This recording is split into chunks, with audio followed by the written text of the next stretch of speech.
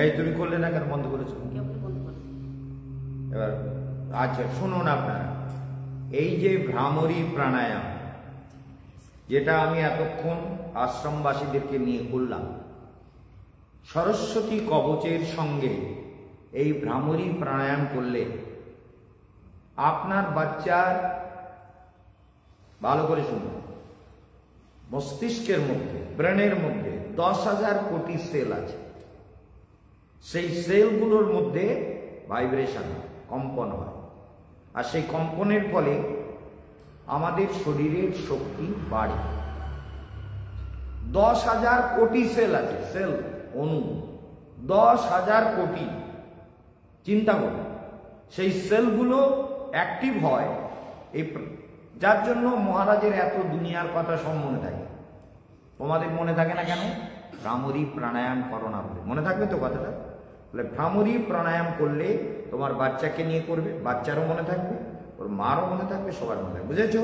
তাহলে ভ্রামরী প্রাণায়াম যখন আমরা করি তখন আমাদের স্মৃতিশক্তি বেড়ে যায়, মস্তিষ্কের ক্যাপাসিটি বেড়ে যায়, আমার থিঙ্কিং পাওয়ার বেড়ে যায়, আমার ডিসিশন মেকিং ক্যাপাসিটি বেড়ে যায়।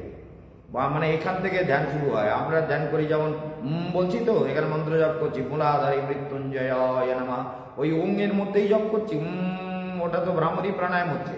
তার মধ্যে স্বাধিষ্ঠানে ব্রহ্মণে নমঃ, মণিপুরে নারায়ণায় নমঃ অনেকবার করে জপ করে যাচ্ছি। নবদুর্গায় নমঃ, ষোড়শী দেবীপীঠ তো বিন্দুপীঠ, এটা এই নবদুর্গায় নমঃ, দশমাবিদ্যায় নমঃ, ষোড়শ মাতৃকায় নমঃ, কাত্যায়নী নমঃ, কালরাত্রিভ্য নমঃ, মহাগৌরীভ্য নমঃ, সিদ্ধিদাত্রীভ্য নমঃ, কালিকায় নমঃ, চামুণ্ডায় নমঃ, মহামায়ায় নমঃ। এগুলো সব জপ করতে করতে ভ্রামরী প্রাণায়াম করছি। মানে করতে করতে মনটা তো আমার শরীরের মধ্যে, ভালো করে বুঝতে পারছো কি? শরীরের মধ্যে। আর বাচ্চাদের শুধু সরস্বতীকে এখানে ধ্যান করাবেন, ডান কানের উপরে, ডান কানের উপরে। আমার বাঁ দিকে মনে করছেন, কিন্তু এটা ডান কানের উপরে, ডান কানের উপরে মানে ওই লিঙ্গ অন্তরিক্ষ সরস্বতী স্বাহা মনে মনে জপ করবে। আর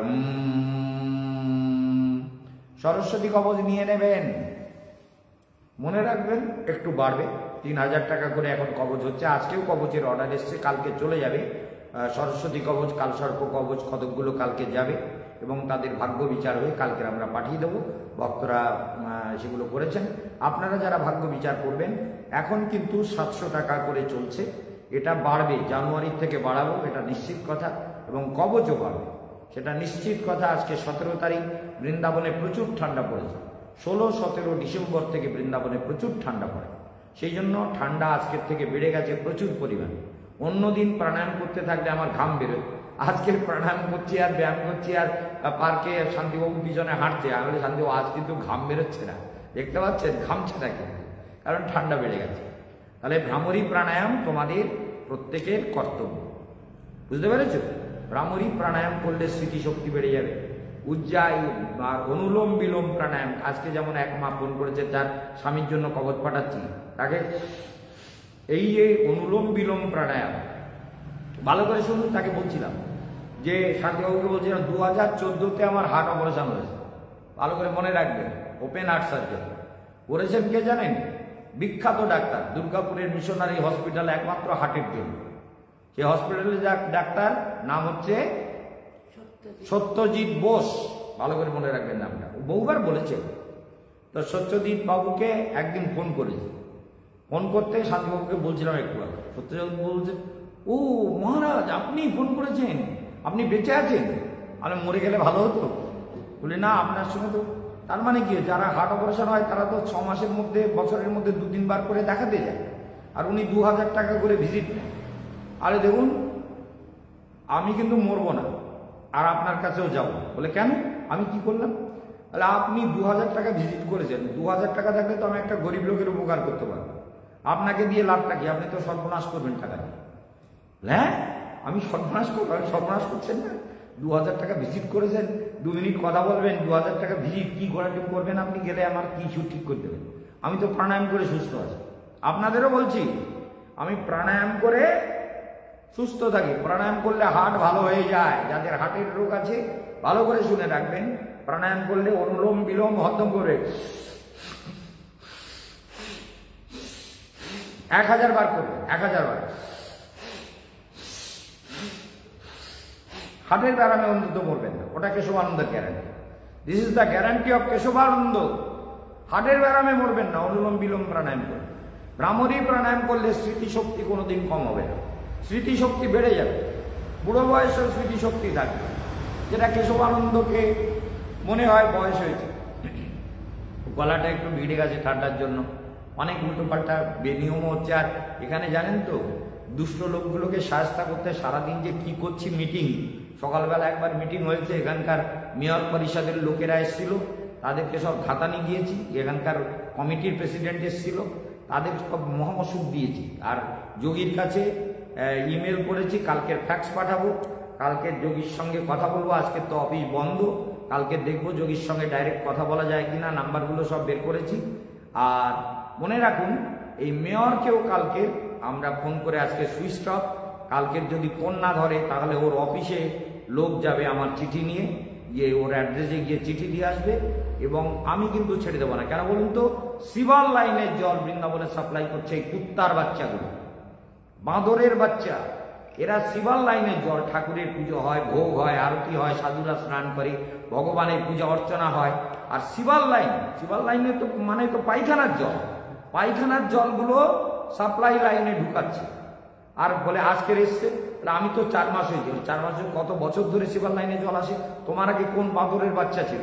ওই মেয়র পরিষদের লোকটাকে বলছিলাম, শুনছিলেন না? কোন বাঁদরের বাচ্চা ছিল, উসকা নাম্বার দো মুঝে। ওই এই এখন মেয়র পরিষদের মেম্বার হয়েছে, বলে 4 মাস হয়েছে আমি হয়েছি। বলে 4 মাসে কতবার গন্ধার জল আসছে তুমি দেখতে পাও না? তোমার কাছে বলে আমি তো শুনিনি। আরে শোনোনি, তাহলে শুনিয়ে ছেড়ে দেবো। আমার নাম কেশবানন্দ। আমি তো একটু অন্যরকম লোক না, আপনারা জানেন নিশ্চয়ই। আমি বলি না যে ভগবানকে ভালোবাসি, কারণ ভগবান ছাড়া আমার মধ্যে আর কিছু নেই, কিন্তু ভগবানকে ভয় করি না। মানুষকে তো ভয় করি না। ভূত প্রেত পিশাচ দানব দৈত্য ডাকাত পশু পাখি কীট পতঙ্গ সব আমার বশে থাকে, দেবতারাও আমার বশে থাকে, মনে রাখবেন। এই জন্য আমি কারো ভয় করি না, ভগবানকে ভালোবাসি, তাই তার ভয় করি না।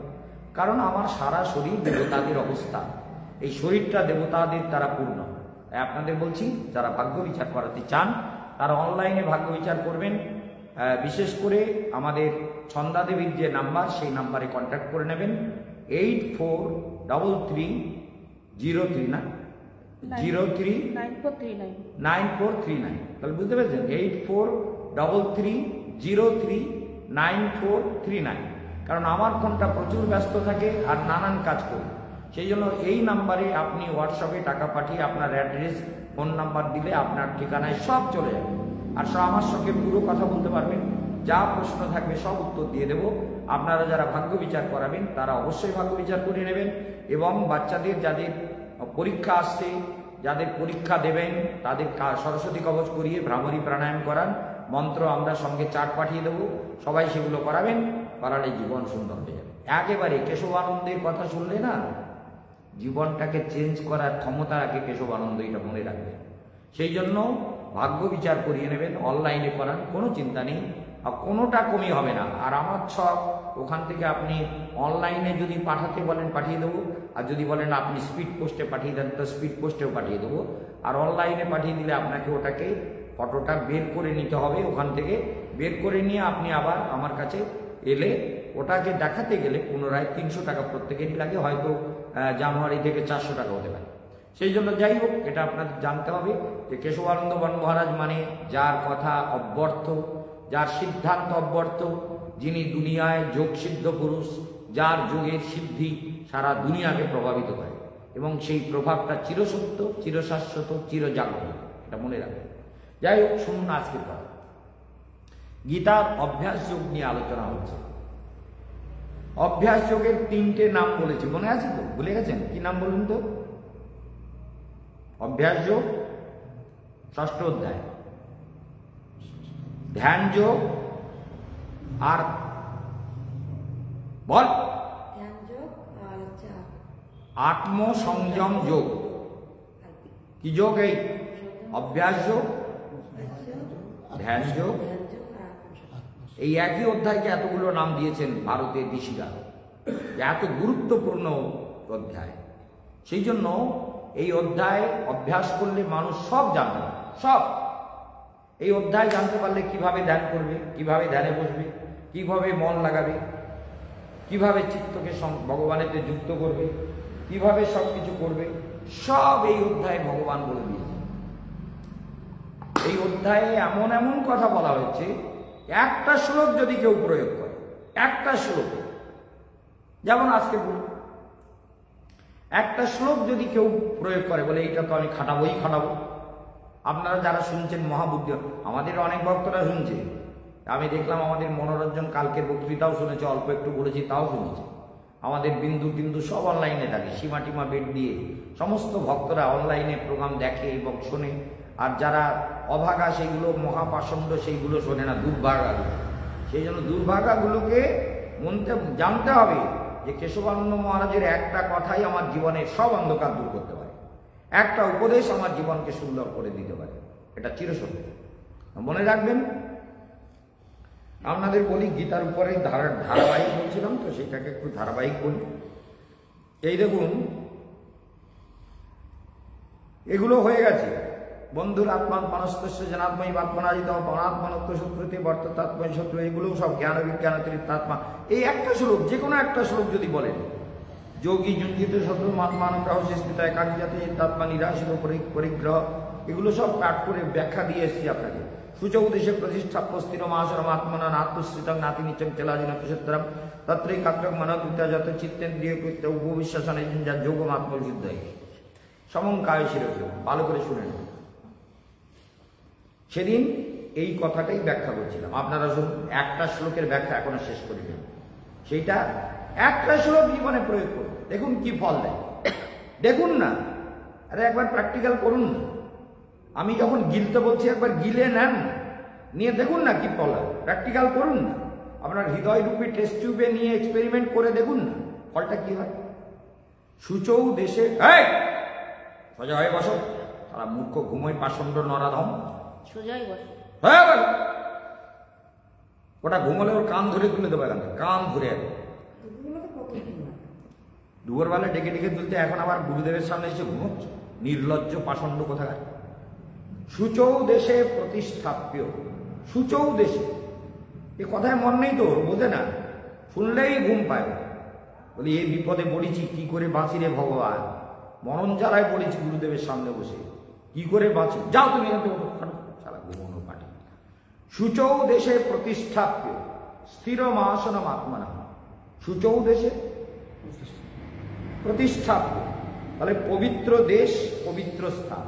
এই জন্য বলছিলাম, যেখানে গঙ্গা, যমুনা, সরস্বতী, মন্দাকিনী, অলকানন্দা, কাবেরী, কৃষ্ণবেনা, যেখানে কাবেরী, গোদাবরী, যেখানে নর্মদা, যেখানে সিন্ধু নদ। সিন্ধু নদের কথা কিন্তু বেদে বহুবার এসছে, সিন্ধু নদ, সিন্ধুকে, কারণ এই সিন্ধু নদের তীরেই, ভালো করে শুনবেন, সিন্ধু নদের তীরেই ভারতের ঋষিদের, ঋষি সভ্যতা, আর্য সভ্যতা গড়ে উঠেছিল। আর্যদের যে সভ্যতা, মনে থাকবে, আর্যদের সভ্যতা, ভারতের আর্যাবর্ত ঋষিদের যে সভ্যতা গড়ে উঠেছিল, সেটা কোথায়? তুমি শুনছো না? সিন্ধু নদের তীরে। সিন্ধু নদ কোথায় আছে? সিন্ধু নদটা কোথায় পড়ে শুনেছো কোনোদিন? বাবার জন্মে শোনোনি? সিন্ধু নদ এখন ভারতের সিন্ধু নদ, যেটা পাকিস্তানের মধ্যেও পড়েছে, যে জলটা পাকিস্তানও নেয়, এই সিন্ধু নদ। এগুলো জীবনে কিচ্ছুই শোনো না, কিছু ইতিহাসটা পড়োনি, ইতিহাসে পড়োনি সিন্ধু নদের কথা, যেখানে আর্য সভ্যতা গড়ে উঠেছিল। এই সিন্ধু কাবেরী, আমরা তো সিন্ধুর কথা বলি, মন্ত্রে বলি না, জলে অস্মিন সন্নিধিং কুরু, জলে তোমরা সবাই আবির্ভূত হও। কি কি বলি? কুরুক্ষেত্র, গয়া, গঙ্গা, প্রভাস, পুষ্করিণী চ তীর্থন্নেতানি পুণ্যানি জলে অস্মিন সন্নিধিং কুরু। আরেকটা বলি, গঙ্গে চ যমুনে চৈব গোদাবরী সরস্বতী নর্মদে সিন্ধু। সিন্ধু, সিন্ধু, সিন্ধু নদের কথা বলা হয়েছে, সিন্ধু, তারপরে কাবেরী, কাবেরী জলেস্মিন সন্নিধি। তাহলে জলকে পরিশুদ্ধ করতে গেলে এই মন্ত্রগুলো আমরা বলি। মানে সিন্ধু হচ্ছে সেই পবিত্র নদ, যেখানে পবিত্র বেদ সভ্যতা, আর্য সভ্যতা গড়ে উঠেছিল।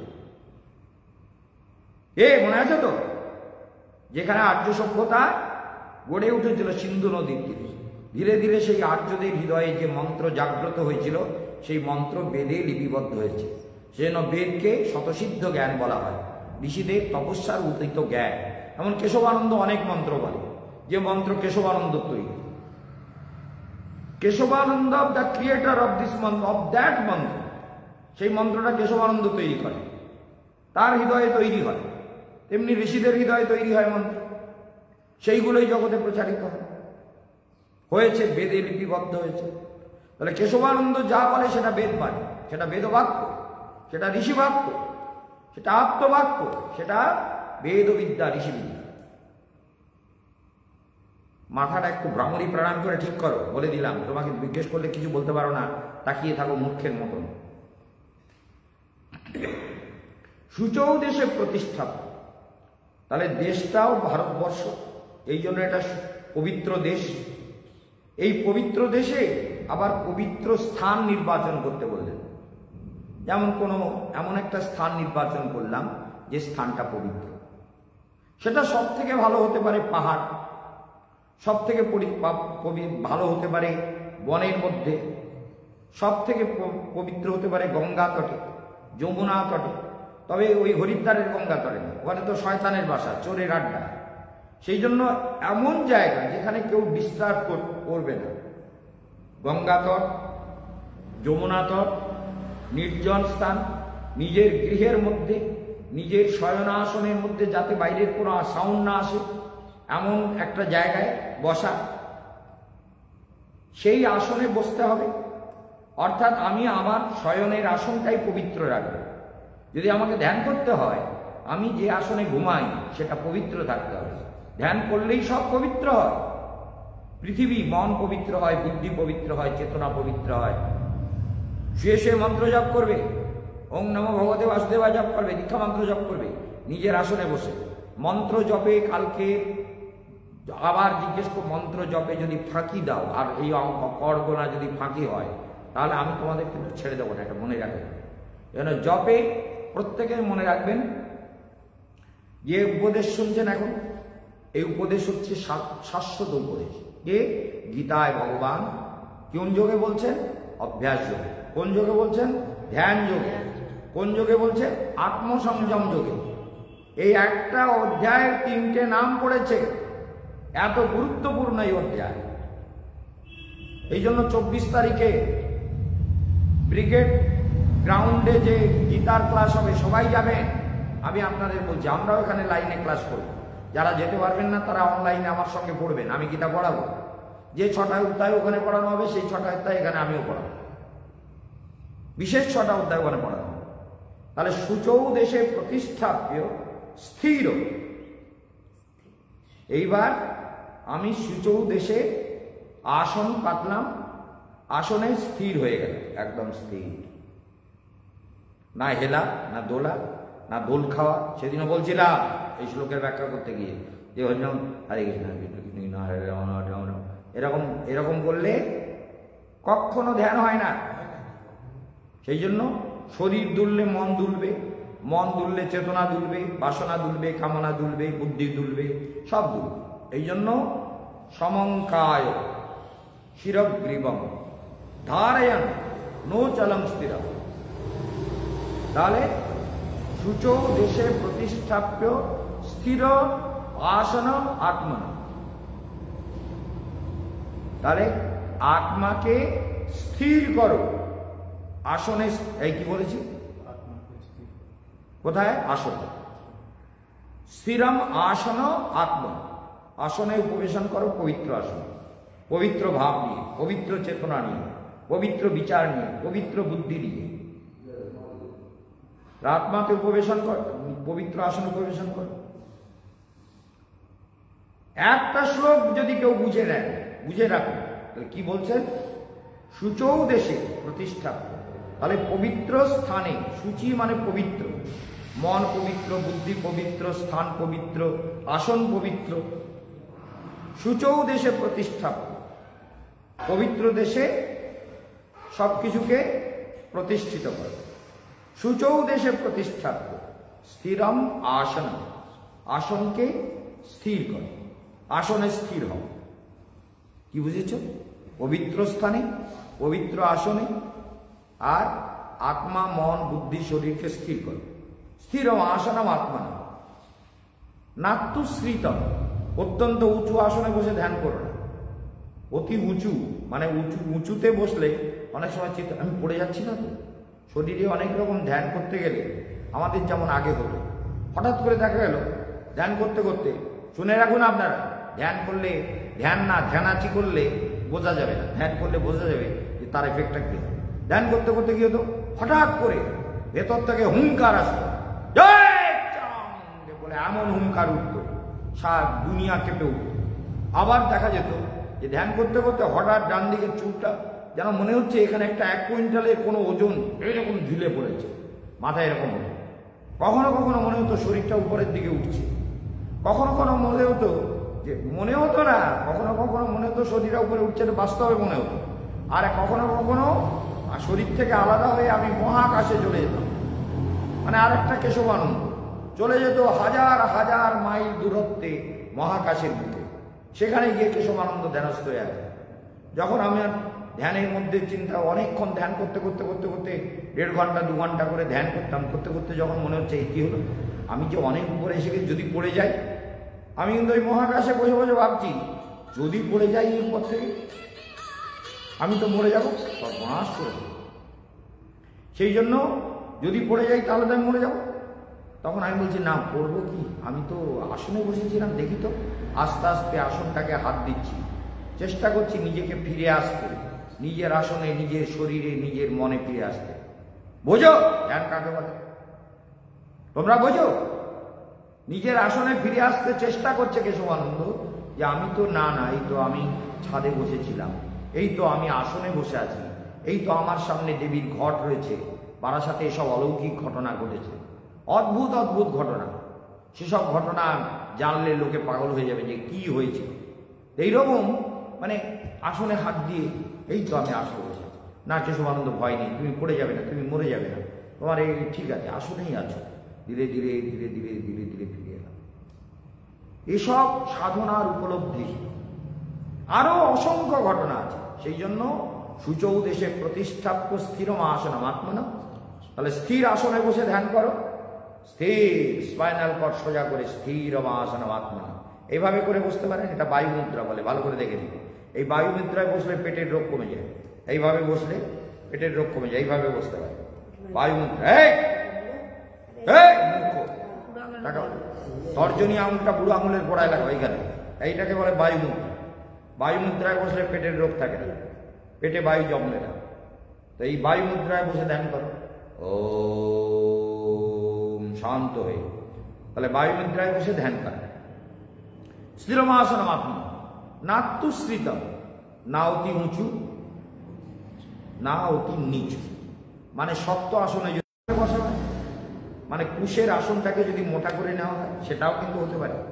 অথবা বলকলা আসন, মানে কলার যে বাসনা হয়, কলার পাতা যেগুলো শুকিয়ে যায়, ওই কলার পাতা, তখনকার দিনে তো আর এই কম্বল আর গদি ছিল না, তো বলছেন ওই বলকলা আসন, মানে কলার বাকল, কলার যে পাতাগুলো শুকনো পাতা, ওর গোড়ার দিককার ডাটাগুলো, ওই দিয়ে আমরা কিন্তু চাটাই বানিয়ে আমরা স্কুলে নিয়ে যেতাম ছোটবেলা। ওই কলার বাকলগুলোকে মাপ করে, এতটা মাপ করে কেটে, সেইটাকে কেটে ওই কলার বাসনা দিয়ে গেঁথে গেঁথে গেঁথে গেঁথে 3-4টে ওই মাদুরের মতো করে আর কি বুনে গিরু মেরে দিল। ওই কলার বাকল ওগুলো কিন্তু নরম হয়, যদি আমি ডবল করে কলার বাকলের পাতা দেখবেন গদির মতো, মানে যদি নরম বাকল হয় আর সেইভাবে যদি গাঁথা হয়, আর দুটো কলার বাকলের আসন পেতে তার উপরে যদি বসি, ঋষিরা তার উপরে ধ্যান করতেন।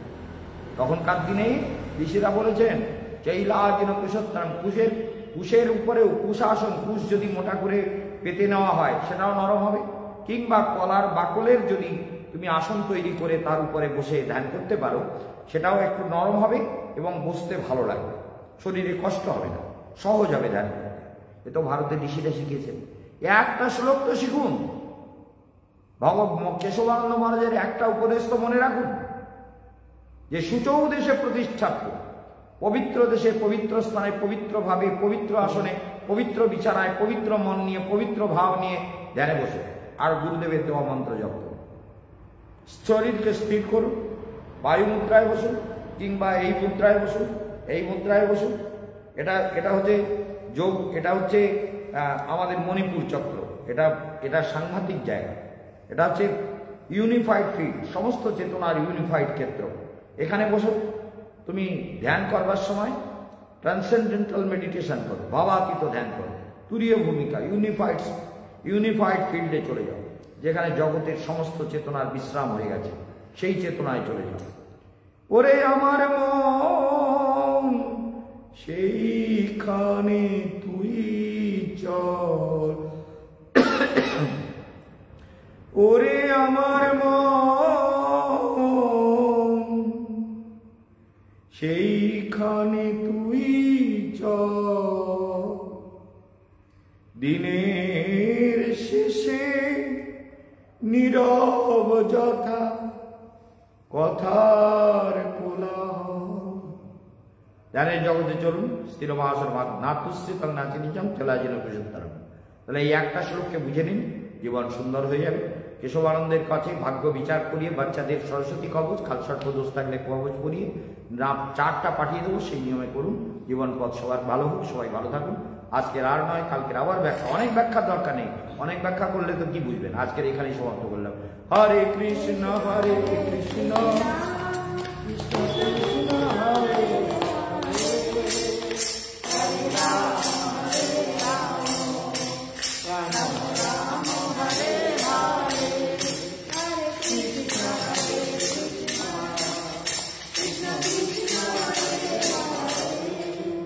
Hare Ram, Hare Ram, Ram Ram.